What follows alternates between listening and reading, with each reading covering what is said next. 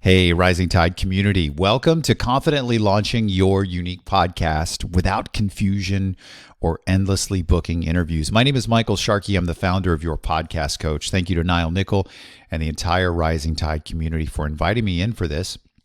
And not just for inviting me in, allowing me as a member to be able to do this for you. So I want to prepare you for what today is about. If you have been thinking about starting a podcast, maybe it's like a goal for next year or a goal for next month. My goal with today's presentation is really just to give you the tools and resources that you need, but to call to the front, maybe what's stopping you. So if you look at the title of what we're calling today's presentation, Confidently Launching Your Unique Podcast, what is that? Well, you want to launch, but you want to do it with confidence. You want the fear, the indecision, and the overthinking gone. And at the same time, you want your podcast to be unique. So how do you do that? Well, that is what we are going to go through today. And then the other part of this is I don't want you to be confused. And I also don't want you to think that the only way to podcast is to do an interview style podcast that sounds just like every other interview style podcast. Doesn't mean you can't do interviews, but one of the big things I see is, hey, I'd love to do a podcast, but where the heck am I going to get this endless resource of people to interview? So we're going to address all of that today, but I want to first of all tell you that I have set aside some free resources exclusively for members of Rising Tide. And for whatever reason, if you get 10 minutes into this presentation will probably be, a half hour to 35 minutes. If you get 10 minutes in and the kids are doing something or you have to run, look at this link, yourpodcastcoach.com/rising tide. That's yourpodcastcoach.com/rising tide. You'll give me your name, you'll give me your email, and I will send you a webinar, a 7-day workshop, some episode templates. You'll get a lot of resources. So I want you to have that now. Like I said, I know how these things go. You get sidetracked, you get pulled away. Maybe you don't come back for a week. You can put your name and email in this today. And not only will you have a copy of this particular workshop, but you're going to have a lot more free resources as well. All right. So I want to jump in with, first we're going to ask the question, why a podcast? And then we're going to ask the question, why not? But I'm going to take a sip of my tea first. And then we will jump into some statistics that might blow your mind. So first of all, a podcast is podcasting as a medium. You've probably heard a lot more about it over the last couple of years. It is the second fastest growing medium ever. And it is second only to the act of browsing the internet. Now, it makes sense. It's fastest growing, popularity, sharing, that sort of thing. But I was listening to Seth Godin's podcast, Akimbo, season 5, episode 3, where he did an entire podcast about podcasts with some very fascinating statistics in there. But to hear Seth Godin say, this is second only to browsing the internet, the second fastest growing medium ever, sort of solidifies that this is a great medium for you to get in, especially if you own your own business, regardless if you're practicing law or practicing saving the environment or coaching other people on how to podcast. Doing a podcast right now is an incredibly powerful tool. And as it stands, the same report that Seth Godin mentioned, there's a standard report in the podcast industry done by Edison Research. It's called the Infinite Dial or Share of Ear Study. And they study a lot. They don't just study podcasting, how we're consuming streaming music, what are we doing with our mobile devices. I mean, it's a big, very thorough annual study. But the growth in podcasts, like people that have either listened to a podcast or listen regularly right now, is 155 million people in the United States. And what's so fascinating is that when you drill that number down and you go, okay, well, these people who are listening, I mean, are they listening to a podcast a week? What are they doing?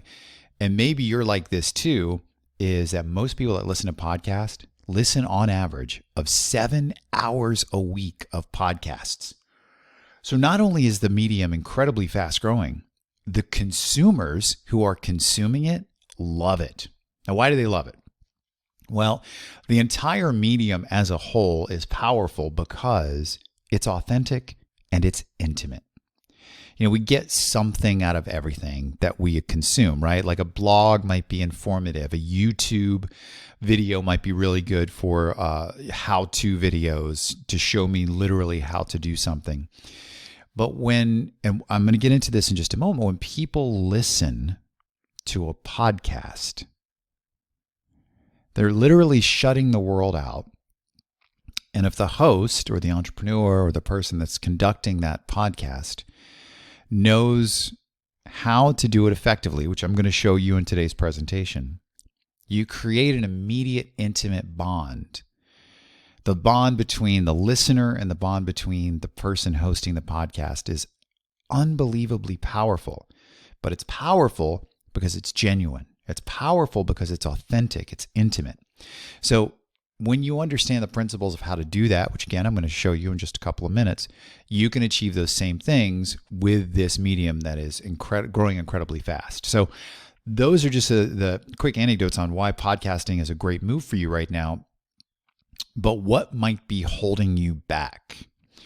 So I want to tell you a story. A few weeks ago, I went on a friend's Facebook group. He's got about 5,000 people in the Facebook group. And there's some people in that group that I know were thinking about starting a podcast. So I asked the question that you see in front of you. If your podcast isn't launched yet, what's the one thing stopping you? And I did this. I asked this question. As a podcast coach, I want to know, like, am I validated in believing all the things that I believe to be true is why people don't start podcasts and things like that. And yes, I was validated, but some of the answers were incredible. And what I'll point out to this is, of all the work that I've done for marketing, and you probably know this, or maybe you don't, but if you're ever looking at social media as a barometer for something that is, you've tapped into something, maybe doing your own research or your own, socially qualified studies within your own groups, is that if you can hit about a 60 comment mark, that's a good sample size. That's a good group. Well, this question netted 222 comments in this Facebook group. And again, just so you have the complete picture, 222 comments. Facebook group is a little under 5,000 people. I just asked this question on whatever day of the week October 12th was. So I want to read to you some of the answers. And let's see if you nod your head or raise your hand to any of these as to what might be stopping you from launching that podcast that can be successful. Making it unique. That came up a lot. Indecision on format, content, material, everything. Fear of failure, of overwhelm, of being judged, of sounding stupid, etc. I've never liked the word stupid. I've just never been a fan of it. But I will tell you, as a podcast coach for years, the fear of, quote, sounding stupid comes up time and time again. It has to be perfect. Remember, perfectionism gets in the way of progress in so many things in life. Me overthinking it. That happens all too often as well. So when you look at these very normal human things, it's got to be unique. It's got to be perfect. I've got perfectionism getting in the way of progress, overthinking, fear, indecision. That is why people don't follow through with creating a podcast. And I'll tell you, again, as a coach, perfectly understandable. That as we go through today, I'll solidify how powerful podcasts can be, but also understanding is that because they're so powerful, because of the intimacy, because of that connection with your listeners, it makes sense that our minds will step in and go, oh, I can't do it until it's perfect. I can't do it until I know it's not going to sound like everybody else. I just don't want to sound stupid. Trust me, you're just a human being human, and it's okay. I'm going to take another sip of tea. So if this is what's stopping you, let me just tell you that our goal with this workshop is to help you confidently launch a unique podcast. I want to give you the confidence so all the fear and indecision is gone, and I want to show you what it takes to create a unique podcast. I'm really breaking this down today in 5 simple steps: your uniqueness, Step 2 is sounding good. Step 3 is what do you need to do to build it? Step 4 is how do you get on Spotify and those other platforms? And then finally, as we look ahead down the road a little bit, once you're launched and once you're live, how do you grow and how do you monetize? I'll tell you right now that you can extract everything you need from this workshop, from the resources that I gave you to start your podcast. If at any point you have a question, you can always email me, hello@yourpodcastcoach.com, or just message me on the Rising Tide Slack. But, today is a little bit of a 30,000 foot overview, but I will tell you that I am going to get granular enough through this presentation to make sure that you have enough information with these 5 steps. All right, I just want to make sure that we are still recording, which we are. All right, so with that, let's get into step 1. And I'm going to start step 1 with a quote that I absolutely love. And I love sharing this quote because I have no idea who Larry Winget is. I actually heard this quote told by a guy by the name of Rory Vaden. He runs Brand Builders International, based out of New York City. And I heard Rory on a podcast use the Larry Winget quote saying, if there was ever a quote out there that I wish I would have said but didn't say it, it's this quote. And I'll tell you right now, I agree with Rory. If there was ever a quote that I wish I would have said but didn't say, it's this one. Discover your uniqueness and learn to exploit it in the service of others. And I think, yes, you are guaranteed success, happiness, and prosperity, but think about that for a moment. That thing that lives within inside of you, that uniqueness that you have, if you can learn to exploit it, which is such an interesting word to use in this conversation, but if you can learn to exploit it and you can exploit it in the service of others, then yes, it is happiness. Well, the reason why this quote stands out to me so much is that uniqueness, the exploitation of that uniqueness, is what makes a unique podcast. So the first step is, what is your uniqueness? What is your niche? And I've worked with a lot of people on this very thing, and I want to share a few case studies as I'm going through this presentation today. But really what this comes down to is your passion combined with your singular perspective. Multiple people can have the same passion, but they're all a little different because every person comes into that passion with a slightly unique perspective. So your passion and your perspective is really your podcast. In St. Petersburg, there is a fantastic marketing company called Big C. Sorry, I'm taking another sip of tea. I've got allergies today. There's a fantastic marketing agency called Big C that is based out of St. Pete. Their CEO, her name is Andy Graham. Well, I sat down with Andy about a year ago, and we were just kind of first meeting. She wanted to start a podcast. She knew how to do it. She knew the functions, but she needed really, as she would have told me later on, she needed me to kind of kick her in the ass to actually do it. But I sat down and we had sort of that first meeting where I asked about goals and what are you trying to do? And here's Big C Marketing, a successful marketing company. It would be perfectly acceptable for them to do a weekly marketing podcast. As a matter of fact, I told them that one of their quick and dirty tricks that they could do to just have a podcast in Spotify and Apple Podcast was to read their very entertaining weekly newsletter. But as I'm sitting across from Andy, I could tell that she was very lukewarm on these ideas. She didn't want to read her newsletter. She didn't want to do this week is Facebook ads. Next week is how to, do a YouTube channel or whatever. But then we got talking, and about 3/4 of the way through the conversation, Andy's eyes lit up because she started talking about what it meant to her to have a values-based organization, what it meant to her to treat her people in her organization with respect, with courtesy. And it was really interesting because her eyes really lit up when she said, and sometimes that means I have to fire them. And I listened to her talk for about 90 seconds. It was almost like she didn't even take a breath. She was like, I want to treat people right. I want to run a great organization. And it's more than just pool tables and happy hours. And sometimes you got to fire people. And she was just going on and on and on. And I stopped her and I said, Andy, there's your podcast. You care more about sharing what it has meant to you to treat the people right with respect, even when it means you have to fire them in your organization. And what you need to do is you need to talk to other entrepreneurs and business owners who believe in the same ideal about values-based organizations. So you can go to Apple Podcasts right now and listen to the Walk the Walk podcast. It's hosted by Andy Graham, and it is just that, talking with other entrepreneurs about the challenges of running a values-based organization. She runs a fantastic organization. She has an amazing podcast.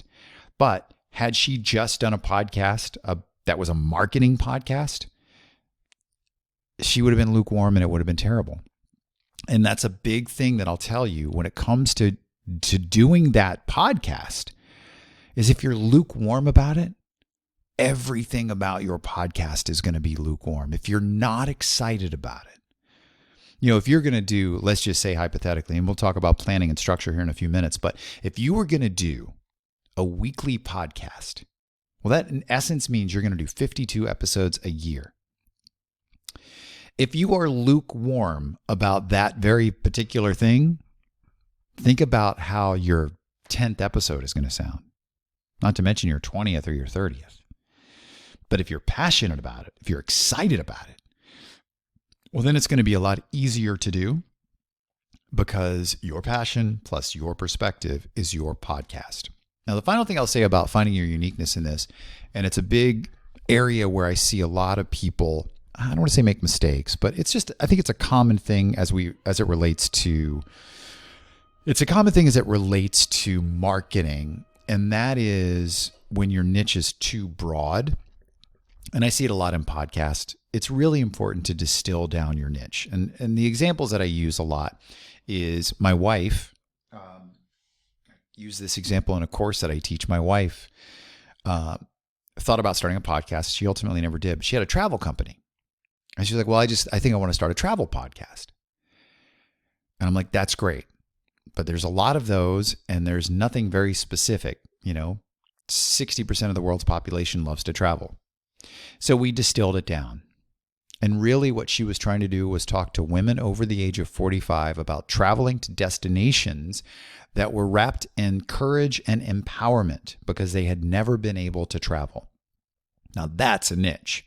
Talking to 45-year-old women who have never had the courage to travel, who have never found the time or always found an excuse, now finally getting to do it and doing something that has a bit of adventure to it. My wife, prior to COVID, would take women on desert safaris in Morocco. So imagine you've never traveled, and the first thing you do is a desert safari in Morocco. How empowering and inspiring that experience would be. So, instead of doing a travel podcast, it's how to be empowered and inspired by seeing the deserts of Morocco type podcast, or how to use travel to empower and inspire 45-year-old women. So, a common mistake is saying, well, I need my podcast to be broad. But the rule of thumb is if you're trying to talk to everyone, you will ultimately talk to no one. Let me say that again. If you're trying to talk to everyone, you need your podcast to be broad. You ultimately talk to no one. So distilling down your niche becomes a very, very important aspect of starting your podcast. Let's jump into step 2, sounding good. This is literally it. You need to sound good. And I'm not talking about how you deliver your content, because that's the next step. It is the microphone that you're talking into and the setup that you have. And it's really important because I want you to understand how people listen to podcasts. Over 60% of people listen to podcasts in their home. And I think it's a 3 out of 4 margin, 75% when listening, or listening just like the picture of the gentleman on the screen with AirPods or earbud style headphones in. So if 3/4 of the people that are consuming a podcast are doing with a headphone, I just ask you to think about what you think about, or what the experience is like for you when you put headphones on. Maybe you're in a noisy room, or, I always think of the example of walking through airports when travel was a big thing. And there's all this noise and hustle and bustle. And the second you put your AirPods in, or the second you put your headphones on, vroom, the world shuts out. So in that experience as a listener, and now I'm listening to a podcast, it feels like it's just a conversation between the entrepreneur, the host of this podcast, and me. And what makes that so powerful, and this is something for you to remember when the time comes to start your podcast, is that when you are delivering your information, never forget that you're only ever talking to one person. Now, I hope your podcast reaches 10,000, 50,000, 100,000 in audience. But when you are recording your podcast, you are only ever talking to one person. So, listener, it's how they listen to podcasts, headphones on, listening to that podcast. It's an intimate, remember, that's what I said at the very, very beginning, a very intimate experience, because it's just like that host and that listener have a connection. So you want to make sure that the quality of sound matches all the established podcasts that are out there. People are listening to podcasts, as I said at the very, very beginning, 6 to 7 hours a week. So they're going to listen to this hour podcast, into this 10-minute podcast, and into this 30-minute podcast, one right after the other. And if there is an appreciable dip in quality from your podcast, or of your podcast from the one previous, they are less likely to listen. They are most likely to look down at their phone and hit the next button or hit whatever button it is to go to the next podcast. So you simply want to make sure that the microphones you use and the surrounding, you don't need a $500,000 studio. You don't need what Joe Rogan has or any of these big guys. As a matter of fact, the studio that I recommend that's in the checklist of the free resources I give you, it's about $150. But the even better news is that the Rising Tide community has multiple places for you to record a podcast. There's a small quiet booth on the fourth floor and the third floor. And from what Niall showed me the other night, is that the entire second floor is going to have a couple of spaces with professional equipment. So you've got access and resources to sounding good inside Rising Tide.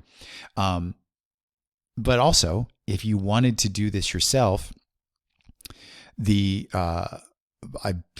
much every client that I work with, I recommend the same equipment. It costs about $150. It's a $35 mic, a little USB mixer, and a couple of good cables. It's under $150, and you can record from anywhere, and it sound professional. It's really just about having that good quality. It is important, but know that it's very easy. Do not get caught up in the confusion. Do not get caught up in the tech. I've got plenty of things in the resources to show you how to get that done. It's just know that it's important, as opposed to picking up your iPhone and recording a podcast. That way, you want to just have a little bit better quality so that when they're listening to Joe Rogan or Tim Ferriss or an NPR podcast and then they come to your podcast, there's no drop in quality. All right, so step 3, now we're going to build your podcast.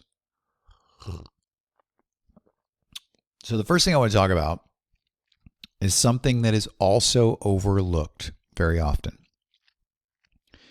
Naming your podcast, giving it a good artwork, and a good description. People discover podcasts all the time. Discovery on Spotify or Apple Podcasts is a common thing. And I'm going to get into growth, how you can assist that later on. But one of the ways you can assist your own growth is by having a good name, good artwork, and good description. So your name, really the coaching I give people on name is call it whatever you want, but don't get too cute. And if you do get too cute, make sure that you have a subtitle that accurately describes what your podcast is about. You don't have to call it the marketing podcast. Maybe that's a little too generic, a little too sterile. But you want to blend creativity, but not getting too cute. The story I like to tell is one of my clients is the largest software consultancy firm in New York City. They are Stride Consulting. Stride Consulting has a software development podcast that they've had for about 3 years called The Rabbit Hole.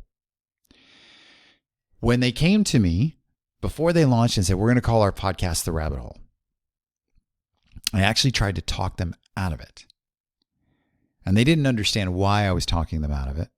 Because I said, well, The Rabbit Hole could be a podcast about Alice in Wonderland. It could be Disney. And then they explained to me that they use the rabbit hole as a term quite often whenever they go into the rabbit hole of computer code and things like that. So I understand that it has a relevance to software engineering, but shouldn't they call it something else? So what we decided was, okay, you're going to call it the rabbit. They had awesome artwork too. So I was like, all right, you've got great artwork. You're going to call it the rabbit hole. But let's give it a tagline so that people know what it's about. So it's called the Rabbit Hole Podcast, the Definitive Developers Podcast. So we did that so that developers, software engineers, know what to expect. Like I said, they had some really good artwork.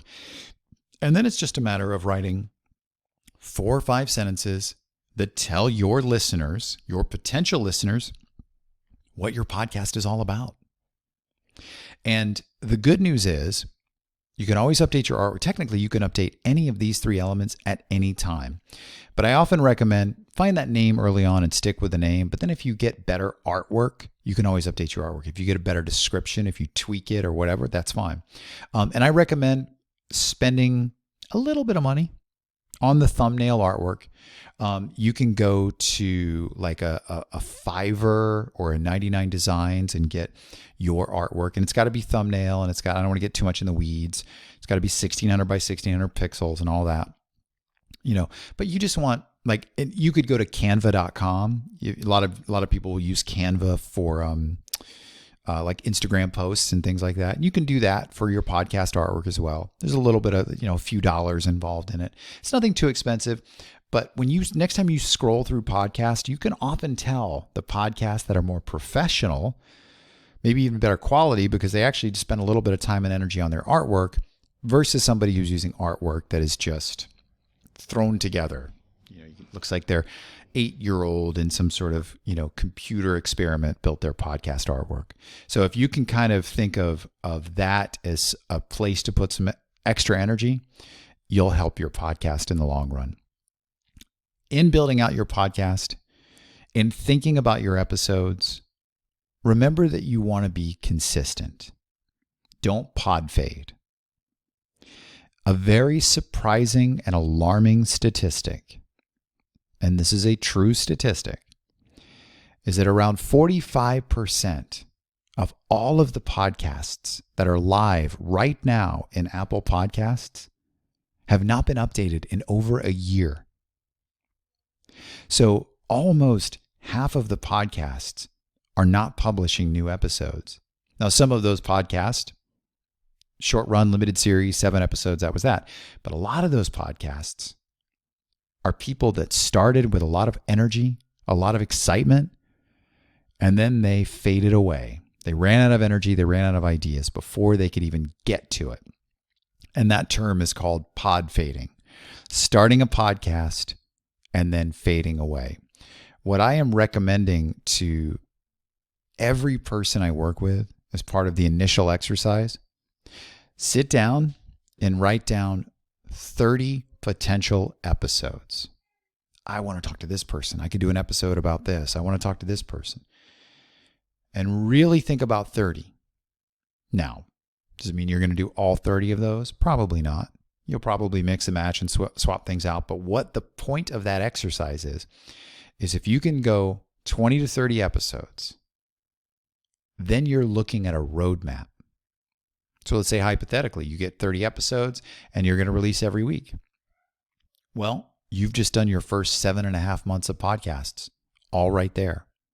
And for most people, it's now seasoned. So you might do 10 episodes and then take a couple of months off, and then 10 or 12 more and then a couple of months off. So it's possible that with 30 episodes, you're into your first year of podcasts. So what that does is it provides you a roadmap of where you're going, but it also keeps you from pod fading. So, and consistency is the most important thing with your podcast. And finally, the actual structure of your podcast, what you say in the first 30 seconds, what you say in the first 60 seconds. Where does an interview? How do you transition in interviews? I built some episodes, I call it the perfect episode templates. And I'm giving you, as part of your free resources, an interview style template, a solo episode template, and your origin story template. And what that might look like, those are all free. You can take those and you can kind of use those as structure on building your perfect episodes. All right, step 4, publishing your podcast. This is magical. I like to tell the story of my daughter who one day she was trying to talk to her teenage friends about what it is I do, what it is her father does. And she didn't quite understand. She was just like, I don't know, he does something in podcast and whatever. And I'm like, honey, I help people create unique and compelling podcasts. She's like, yeah, but I don't really get what that is. And I pulled out my phone and I went onto Spotify and I showed her my podcast on Spotify. And I said, if nothing else, you can tell your friends, I have a podcast on Spotify. And the whole conversation changed. She was like, oh, wow, you're in Spotify? I'm like, yeah, I am, because that's how I roll. And she was like, how did you do that? Well, I'm here to tell you today that those two things are true. First of all, it's really cool to see your podcast in Spotify. But second of all, that magical thing for your podcast to get in Spotify, not really all that difficult. I'm going to let you peek behind the curtain in this step so you know how to do it. So before we get to that, whenever you go to record your podcast, you've got to record into something. So I want to give you a couple of examples of recording software that you can use.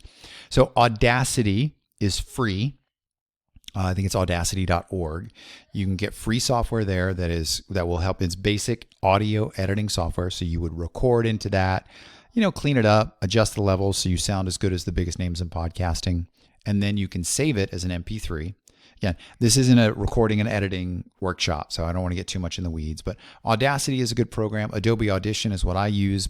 If you use the Adobe suite for any other things like Photoshop or Illustrator, GarageBand is another one that you can use. GarageBand is free on all Macs. Point is that this software is readily available. You don't have to pay for it, again, unless you're already paying for the Adobe Creative Cloud like I am. But Audacity is free and GarageBand is free. But again, these are basic audio software where you're just recording it into an audio editor that gives you a chance at the end to adjust the levels to make it sound perfect before you host your podcast. Now, this is where the magic lies. So everybody who has a podcast, a true podcast, meaning you are taking it serious, you're not just recording something into your phone and sharing it with friends, but you want to use your podcast as an established way to build credibility or grow your business. Well, in doing that, you're going to need to host it. And it's for many, many reasons. One reason is if you try to host it your own and then your podcast gets popular and now you publish an episode and you've got it on some sort of WordPress plugin and 1,000 people come to try to listen to it and it crashes a server, well, your listeners are probably never going to come back. So for the ability to host something so that it's there at a moment's notice whenever somebody wants to listen, podcast hosting platforms are what you would want to use. They are super inexpensive and they are super reliable. A couple of examples, Libsyn is one, Buzzsprout is another. I use Libsyn. And what you do, you go to libsyn.com, libsyn.com. When you're ready, when you're at that point, and it takes about 20 minutes to set it up. So you're just going to go in, you're going to put in the name of your podcast, you're going to put in a quick podcast description, you're going to put in your artwork, and it's going to ask you to upload your first episode. I always recommend do your trailer. Talk for 90 seconds, nothing fancy. Hey, my name is John, my name is Diana, I'm going to do a podcast, it's going to be amazing. We're going to talk to industry leaders every week, whatever it is. Record that in your Audacity, and then you'll upload that first episode. When you're done setting up your Libsyn, there'll be an area where you check the Spotify box, you check the Google Play box, you check the iHeartRadio box, you do all those things. And then it takes about 5 more minutes to go into Apple's Podcast Connect. And then you set up that. And it takes anywhere from 2 days to 2 weeks for all of those mechanisms to get rolling. And then your podcast is live in Apple and Spotify, Stitcher, iHeartRadio, and all of them. Then, when you go to publish your next episode, or you go to publish your first episode or whatever that, like I said, you're just maybe putting your trailer in at the beginning, but then you've set up a launch date and you're holding that and you're going to be launching January 1 and then you publish those episodes. Well, then you'll be able to publish in Libsyn. And about 5 minutes later, you'll look at Spotify and you'll see it in there. So I say it's magic. It's truly magical. This is a big question that comes up. How does my podcast show up in Apple and Spotify? Is it difficult? Is it hard? What do I need to do? Well, I'm telling you, if you want it in Spotify, if you want it in Apple, if you want it in iHeartRadio, you need one of these. Libsyn, Buzzsprout, they do it all. I love Libsyn. I know plenty of people that love Buzzsprout, and there's other services out there. I pay $12 a month for my podcast, and it gives me enough storage to release, if I wanted to, about 5 episodes a month. So you got to play around with maybe what plan, but you're not going to spend a lot of money. And it ensures that your podcast shows up in these spots, and it ensures that when somebody goes to hit play, you are there. And the final step, because we've talked about a few things as far as launching, the final step that I want to go through, I actually want to go through pretty quick because this is sort of, fast forwarding to the time in which you've already launched. Now you're trying to grow and you're trying to make some money. But these are just a couple of overview steps that I want to share with you just to keep in the back of your mind. To grow your podcast and to monetize your podcast. First of all, the best way to grow your podcast is to get interviewed on somebody else's podcast. And then interview that person on yours. And what I always start with, you may be familiar with the concept of the Dream 100 or the Dream 50. It's used a lot in marketing to potentially find 100 or 50 people that you would be thrilled to work with. You'd be thrilled to partner with in some respect. Well, I adjusted that to podcast. What are 50 podcasts that you think could transform your podcast if you were a guest on theirs? And write them down. I mean, I know I asked you to write down 30 episodes earlier. Now I'm asking you to write down 50 potential podcasts that you could be a guest on. But I'm telling you, once you do that, it's going to be a roadmap for podcast growth. And then once you do that, outbound, reach out to all of them and offer the interview swap. Hey, I'd love to be a guest on your podcast because I want to talk about A, B, and C. And then I'd love for you to be a guest on my podcast where you can talk about A, B, and C. And we can record them both in one session. And I've actually heard it quite a bit. It's a bit of a quick and dirty hack. I don't love it, but I heard it.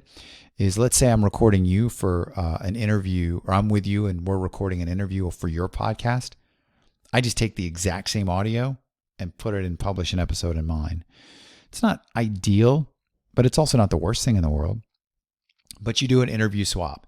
And then as far as monetization, in the world of sponsorships, in the world of commercials, when you hear a commercial on somebody's podcast, it is one of two things.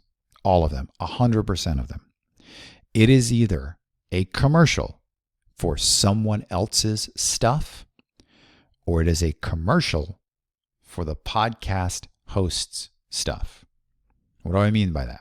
If you're listening to Joe Rogan and Joe Rogan is talking about American Express, or Joe Rogan is talking about some really comfortable underwear, or whatever Joe Rogan talks about, Joe Rogan is getting paid by the underwear company. It is a commercial for their stuff. But when you listen to a lot of entrepreneurs and they start talking about how their book is going to be available in a week, or their new course is coming out, or their new workshop is coming out, well, that is a commercial for their stuff. And what you will quickly realize once you get your podcast launched, once you are up and running and you are putting out episodes, that when you use your podcast as a way to sell or market or inform your audience of what it is you have to sell, you are going to get a great reaction because you're talking about it in a very intimate and powerful way. It's why advertisers love podcasts. And it's also why I recommend don't take their money. Just use it as a resource for your stuff. I included in the free resources that I told you with the link, yourpodcastcoach.com/rising tide. I have a free resource in there. It's another workshop called Fast Path to Podcast Cash, where I dive deeper into these steps and kind of explaining sponsorships and commercials. All right, quick review. Don't sweat the podcast tech. As I showed you, publishing your podcast, you're going to go to Libsyn.com and you're going to set something up and it's going to be super easy. And the studio stuff, as a Rising Tide community member, you have access to podcast studios. So you actually don't even need to buy anything. Coordinate with Juan or Niall on how to use the equipment, how to get it set up. But even if you did want to buy it, you're going to have a studio checklist in the free resources.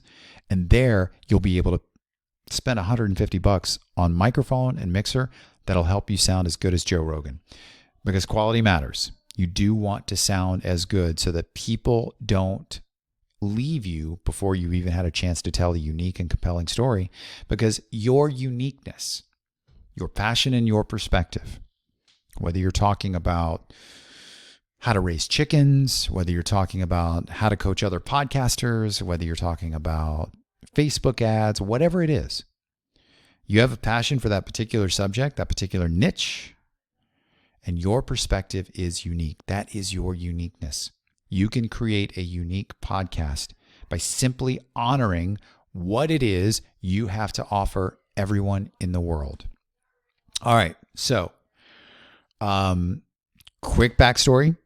We had some technical difficulties when we did this live, so I'm actually just redoing this session for all the rest of the community members.